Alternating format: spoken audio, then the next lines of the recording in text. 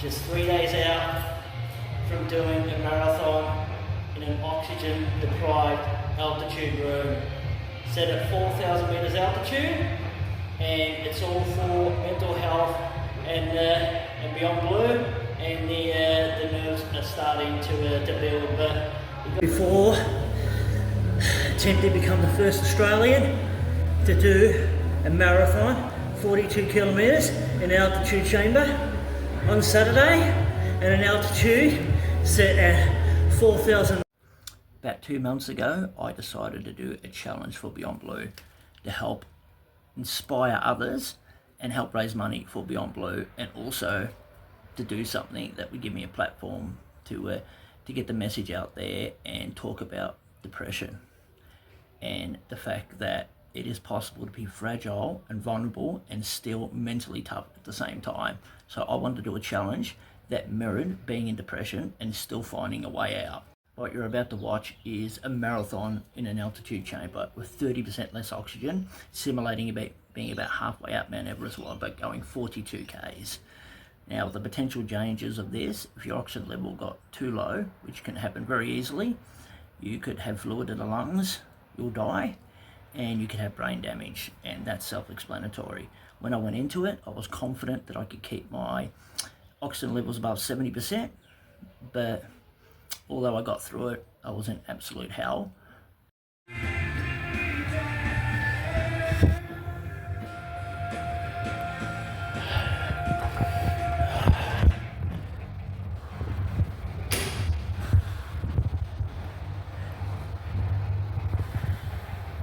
But I haven't shaken my fucking head because I'm beginning to lose coordination. I can feel myself sway. I'm trying to grip onto the fucking bars here because it's done a job on my coordination. I am actually completely fucked. I'm just fucking holding on and fucking around in my body. It just feels like someone's got their hand in there and they're just doing whatever they want inside my head and my body. It's really fucking an unsettling and disturbing experience, to be honest. And I'm gonna cry by the end of it. Yeah, so I'm just gonna hold on as long as I can while I don't see an ambulance and just get it done. Deep preparations, I feel like I'm struggling to stay asleep. The altitude chamber sleep, it's up to fucking everything else that's doing to me. Here we go. 6 miles. 38 Ks. And stomach's fucking turning. Just feels fucking sour and sick. Like I've fucking been on a bender for days. Yeah. I guess it mirrors having depression. Times you can feel like absolute shit. You just feel, what is the fucking point of this? Couldn't feel more fucking terrible on earth. But as long as you just keep put one foot in front of the fucking other and plug away, you can still do something fucking remarkable, can't you? Just because you can be fragile and vulnerable and you can cry doesn't mean you're not incredibly fucking tough and you can't do incredible stuff. I'm just like, this has been fucking the hardest fucking thing. This has been fucking hell. I'm pretty glad it's finished because honest, that was fucking hell for the last 3 hours. But it's done now. It's done. It's done.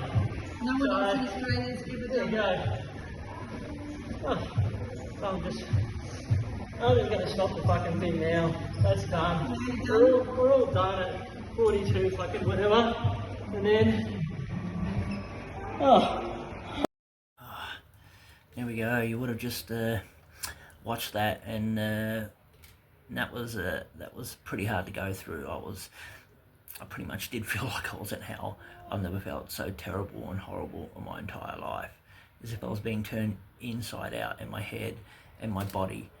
But if there's 2 messages that I really want to get across, is that it is possible to be fragile and vulnerable and still mentally tough at the same time. And even when you have depression, it is still possible to do incredible things, because I am living proof. And people do care. I care.